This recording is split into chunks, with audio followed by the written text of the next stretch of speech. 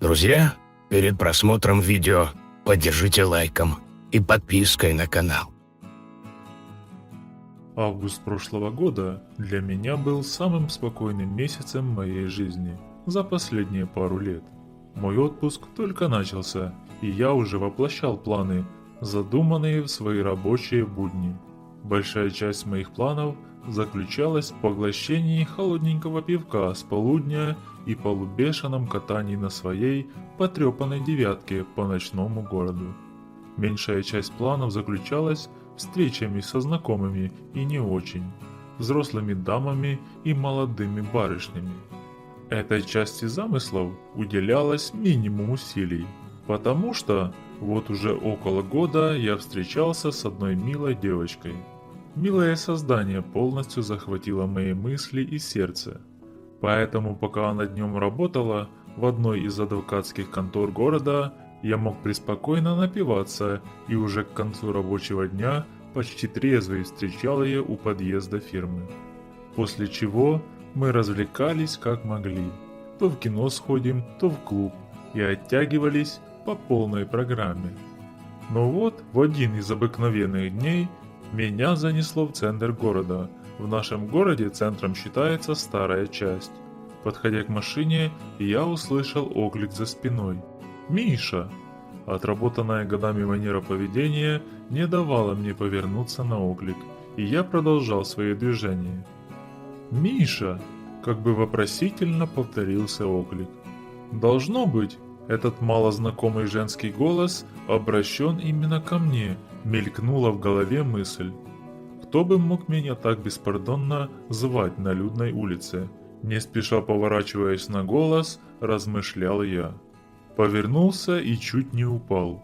Передо мной стояла и ласково улыбалась симпатичная женщина лет 43. Самое время отметить мой возраст. Мне 27 лет. По роду своей деятельности я вхожу в одну из подгрупп экстремальных профессий, а остальное не так важно. Так вот, эта женщина была достаточно симпатичная, хотя ей была присуща легкая полнота. Ее глаза горели откровенной радостью встречи и своеобразным вопросом «Узнал или нет?» «Да узнал, конечно. С первого мгновения я узнал тебя. Ты помолодела и даже немного похудела. Передо мной стояла, как я звал ее тогда, теща. Это мать моей бывшей и единственной любви когда-то». «Узнал все-таки, Миша», — радостно говорила она. В мозгах метались мысли, как поступить в сложившейся ситуации. «Здравствуйте», — чуть взмахнув руками, продолжал я. На моем лице отразилась вся радость неожиданной встречи. Одно из немногих, чему я научился за свою жизнь, так это подкалывать людей, возомнивших себя крутыми. «А вы куда направляетесь?» Резко подчиняя развитие разговора себе, спросил я, широко улыбаясь. «Домой», — сбившись, ответила она. «Зачем вам толкаться в транспорте? Давайте я вас отвезу». Сам не ожидая от себя такой прыти, стал развивать я события. В ее зеленых глазах можно было утонуть. Она всегда пыталась произвести на меня впечатление развитой и благородной особы. Но живя с ее дочерью на протяжении 4 лет счастья и любви, я так или иначе узнавал семейные уклады их жизни. И кроме как за гулящую женщину, Светлану Алексеевну, не считал. А когда узнал, тогда и начал называть ее любя «теща». Ее не пришлось долго уговаривать. Вот едем, а Светлана Алексеевна льстиво восхищалась моим автомобилем и пыталась также льстиво узнать о моем роде деятельности. На что я применил стандартный финт. «Да что вы все обо мне да обо мне», не забывая, конечно же, добродушно улыбаться. Начал я свой уход от ответа. «Вы-то как поживаете? Как дочка?» Мой финт заставил ее на мгновение замолчать. С лица слетела улыбка. Судя по всему, дома у них было далеко не все хорошо. Я решил перевести тему разговора. «А вы, откровенно говоря, похорошели», глядя ей в глаза, чуть томным голосом сказал я. После секундной паузы она мило улыбалась, что-то стала говорить о моем прошлом, о моем такте и хрен пойми про что еще. «Какая замечательная пара вышла бы из вас с Мариной», — говорила она. Машина приближалась к знакомому дому, знакомому до боли в сердце. «Ты что, собираешься меня довести до подъезда?» — игриво спросила она. «Конечно, Светлана Алексеевна, а как иначе? Вы ведь теща моя, хоть и бывшая», — заулыбался я. «Я и ваш пакет донесу, он, я вижу, хоть и небольшой, но увесистый. Но если тебе не сложно, Миша, буду признательна». Занеся пакет на кухню, я собрался уходить. Но теща сказала: «Миша, если ты не торопишься, мы можем немного поболтать», – оживилась Алексеевна. И поставила на стол коньячок. От такого не откажешься, зная, чем меня можно заманить. Мы сидели в зале на диване и беседовали о всякой чепухе. Ее зеленые глаза уже горели огоньком. Толкнув очередной тост, я осушил свой стакан и принялся наливать еще. В общем, хорошенько посидев с бывшей тещей, остался ночевать у нее. Мы с ней полночи не спали, потому что смотрели романтичное кино, так сказать. А утром я ушел, и теща на прощание поцеловала любимого зятя и сказала: «Спасибо, ты заезжай почаще, а то скучно как-то без тебя», на что я утвердительно кивнул и умчался восвояси.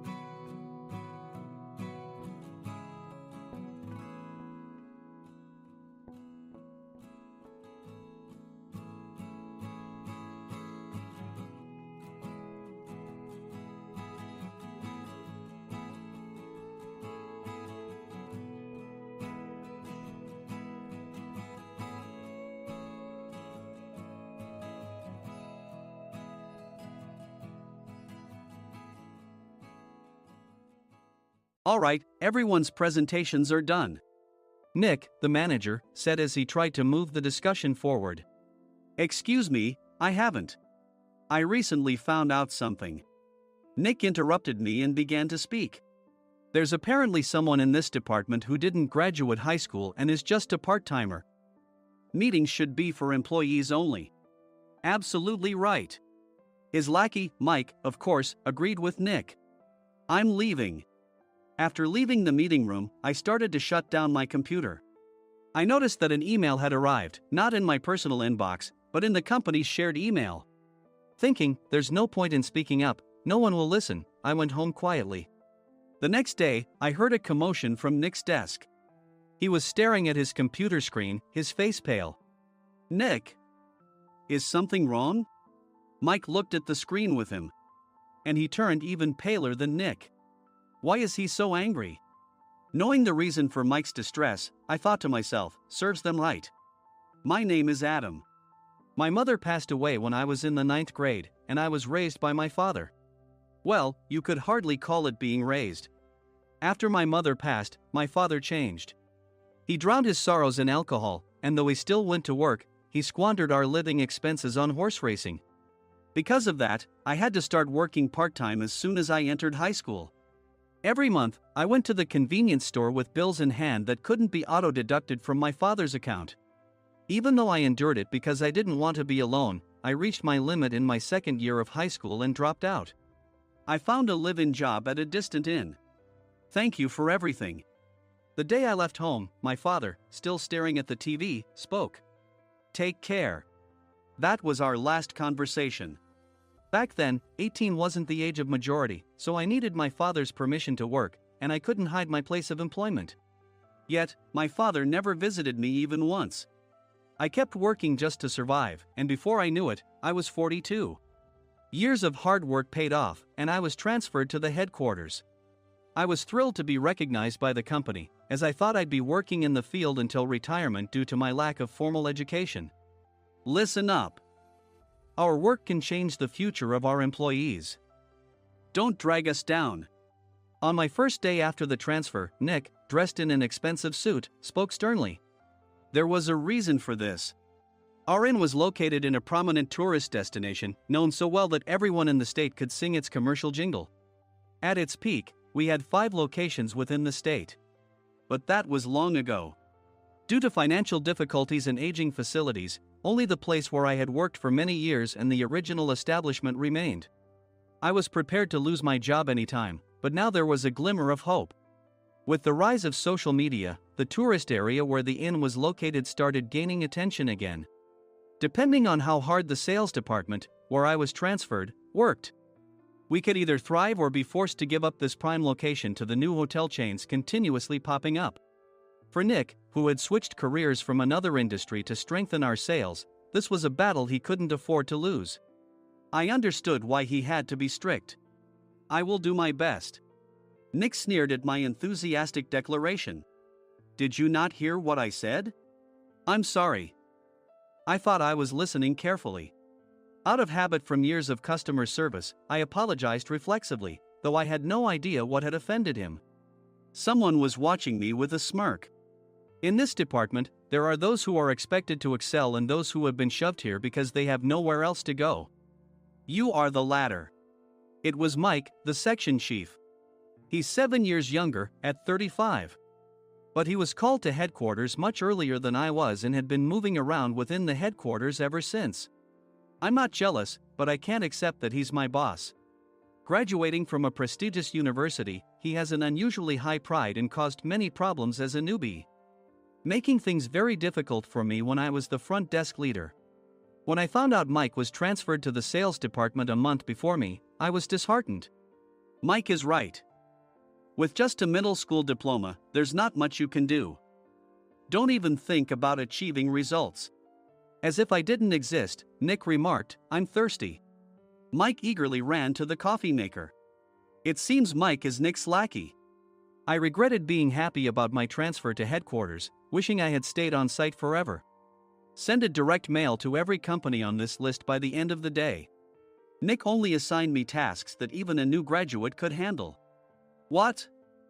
There are over 1,000 companies. You want me to send to all of them by today? Yes, if you and your fellow misfits split the work, even those with nowhere else to go should finish by today.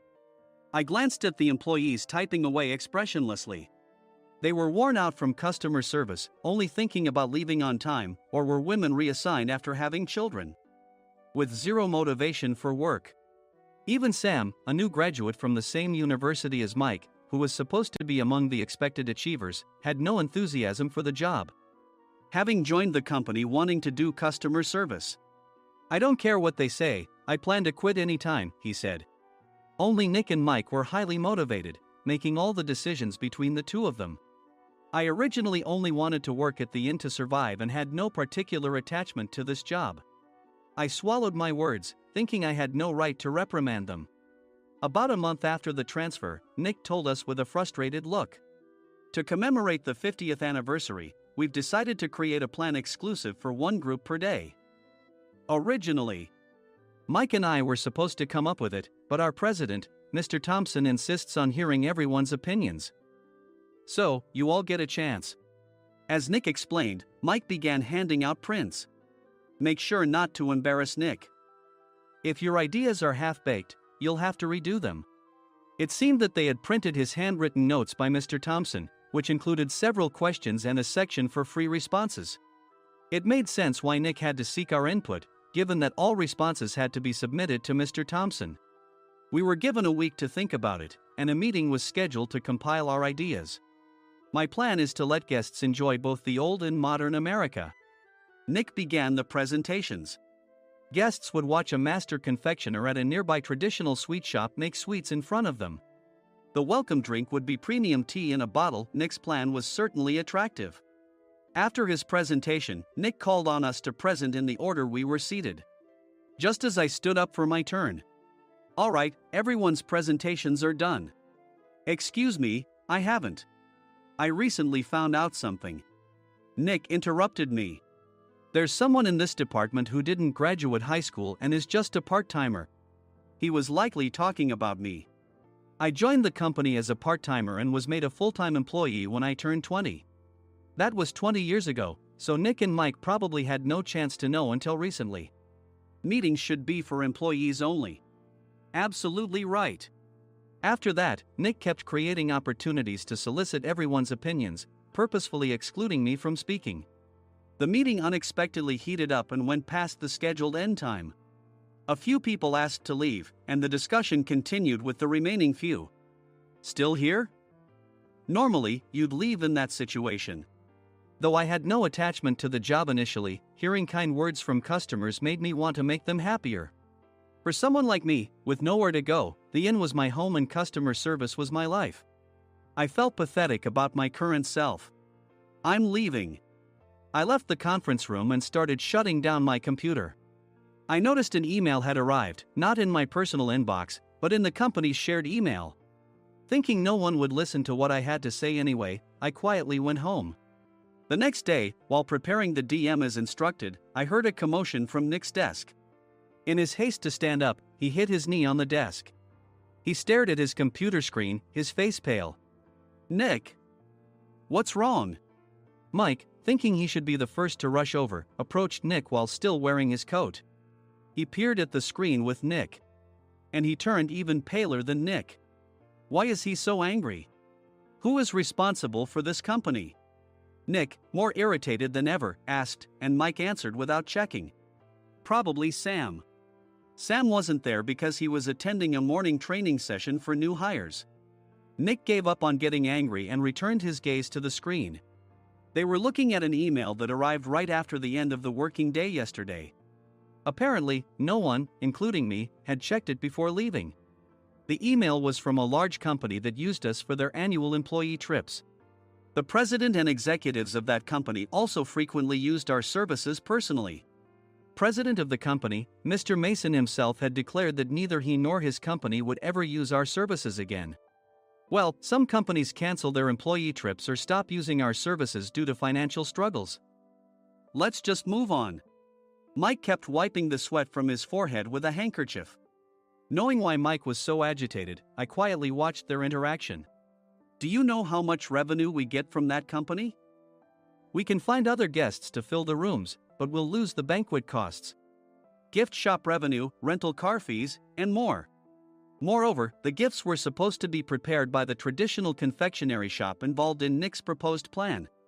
If it's known that we incurred such a huge loss at this critical time, Nick's position in the company would be jeopardized. Nick took a deep breath, seemingly trying to calm himself. All right, Mike. Go to New York right now and apologize to Mr. Mason. What? You're coming with me, right? I have urgent work to do. I trust you, which is why I'm entrusting this to you. Please. Mike, believing Nick's sincerity, agreed with a determined look on his face, saying, yes. That's Nick for you. Even if Mike went to apologize, Nick would shift all the blame onto him if the client didn't change their mind. Well, it was Mike's fault to begin with, so it served him right. About 3 hours later, Sam answered a call from somewhere and repeatedly apologized, saying, I'm very sorry. Everyone watched to see what was happening. After ending the call, he informed Nick with a weary tone. When Mike arrived at the client's company, he only made things worse, further infuriating Mr. Mason. He was demanding, get his boss here immediately. It was no wonder Sam was exhausted, dealing with such a call right after returning from training. What is that idiot doing? All right, Adam, you're coming with me. If sacrificing Mike didn't work, then I must be next. Normally, I'd want to refuse at all costs, but I saw an opportunity in this situation. If I can be of assistance, I'd be happy to join you. I immediately followed Nick, and we flew to New York. When we introduced ourselves at the reception, it became clear how serious the situation was, as the receptionist personally escorted us to the president's office. Angry voices leaked through the door, making both Nick and me uneasy. "Excuse me. I'm Nick, the supervisor. I understand my subordinate has caused you trouble, and I deeply apologize." Nick, with his experience in the corporate world, knew enough to offer an apology before excuses. However, his customer service skills left much to be desired. I sighed as I saw Mike trembling like a small dog in the corner of the room. "What kind of training are you giving your subordinates?" Mr. Mason glared at Nick with a red face. The intensity of his gaze made even Nick take a step back. Regrettably, I joined this company only 2 years ago and was unaware of Mike's issues. I should have identified his shortcomings sooner. Indeed, I should have realized sooner. No sensible person would come to apologize and then give a lengthy presentation on the drawbacks of not using their in. Nick froze, his mouth slightly open. Suspecting the worst, I picked up the documents that had fallen to the floor. It seemed Mike hastily prepared these documents on the plane, listing the disadvantages. Disadvantage 1: if you change the venue for the company trip, employees might suspect it's for cost-cutting reasons, leading to a negative impression. Reading it aloud half-jokingly, Nick snatched the papers from my hand and checked the contents with a furious expression.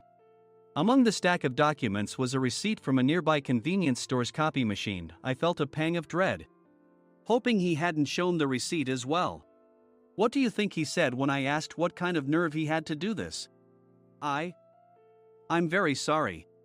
Faced with the dire situation, Nick must have thought there was nothing left to do but apologize. In a voice smaller than I'd ever heard from him, he uttered words of apology. He said, "I'm a Harvard graduate. I don't believe I said anything wrong." "Mike, what have you done?" Forgetting his plan to pin the blame on Mike, Nick yelled loudly, even in front of Mr. Mason. "I didn't do anything wrong." "You're still saying that? Look at him." Mike pointed at me with a shaking hand. "I was assigned to headquarters in my 20s and now I'm a section chief. This guy only made it to headquarters at 42. Everything I've done proves I was right. So why are we losing the contract?" Having said his piece, Mike collapsed to the floor. "Of course. You were sent there because you had nowhere else to go." Mike never expected to hear such words from someone he looked down upon. He lunged at me, and Nick hurriedly stepped in to stop him. "Mr. Thompson told me Mike is a quick thinker, and to take good care of him." There's no way he was pushed aside. "Don't make things worse here. He didn't say quick thinker, he said only quick-witted, didn't he?" I don't remember that part." I recalled the many troubles Mike caused when he was a newbie. When Mike was on the front line, his pride was so high that he never apologized to customers. Customer service, especially in our job, doesn't work alone. It brings both good and bad situations. If the front staff or housekeepers made mistakes, or the cleaning company didn't properly clean a room, one had to apologize to the customers regardless of personal fault. Mike, in such situations, would never apologize, insisting he wasn't at fault. This often angered customers, and as the front desk leader, I frequently had to apologize on his behalf. He caused complaints and disrupted operations, which is why he was quickly moved to headquarters. In departments where he didn't interact directly with customers, his quick thinking was beneficial and things went well. But it seemed his flaws were starting to show.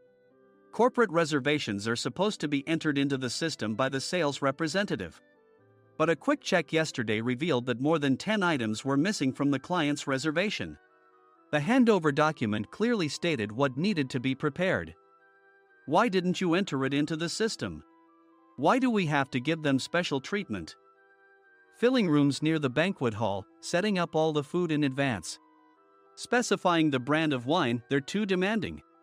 No wonder he always angered customers, I thought, feeling a headache coming on. Grouping them in rooms near the banquet hall is for our benefit too. It makes it easier for the staff to set up beds and serve breakfast since everyone's schedule is synchronized. As for the other requests, Mr. Mason suggested them to lighten our load. I didn't know that. Nick finally seemed to realize that Mike was the one who had angered the client. What did you say to them? I just told them we wouldn't give them special treatment anymore. We shouldn't waste effort on things that don't bring in money. I was utterly exasperated at his lack of understanding of customer service. Of course, we shouldn't comply with unreasonable demands. But carrying over successful practices from past stays makes customers feel remembered and enhances their experience. Good memories encourage repeat visits. That's part of our job. I looked down at Mike, who was sitting on the floor. In our job, nothing is a waste. Mr. Thompson likely moved you to the sales department, hoping you'd finally understand this. How do you think he feels now that you've failed to meet his expectations? Mike, tears in his eyes, fled the president's office. I was amazed he still hadn't apologized. You have it tough, Adam. It's okay, we're all employees of the same company. I deeply apologize for this disrespectful incident. Especially after all the care you've shown us. If it weren't for you, Adam, I really would have stopped staying here. When I heard you were moving to the sales department, I was willing to reconsider if you handled it. Seeing us talk so amicably, Nick's face contorted. Do you two know each other? Adam's service is excellent. I always requested him specifically. Normally, we don't accept specific staff requests, but we made an exception for Mr. Mason, adjusting my shifts accordingly.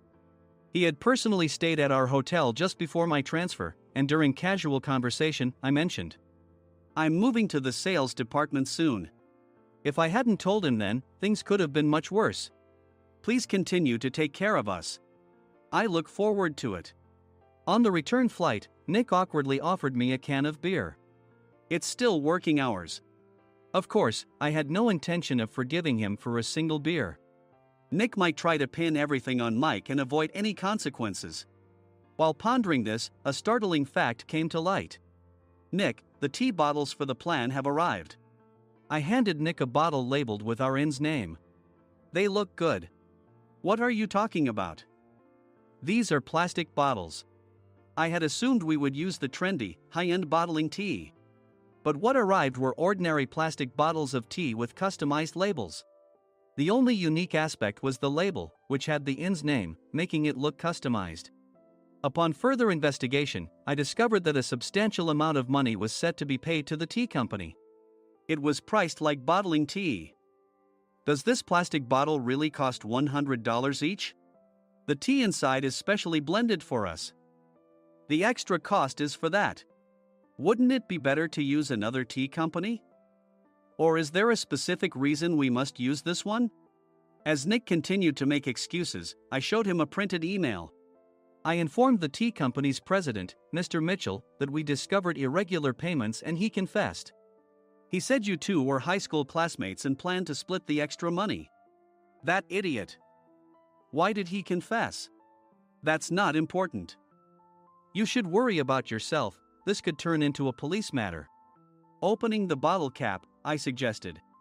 How about calming down with this tea? It supposedly has a relaxing effect. Nick drank the tea frantically.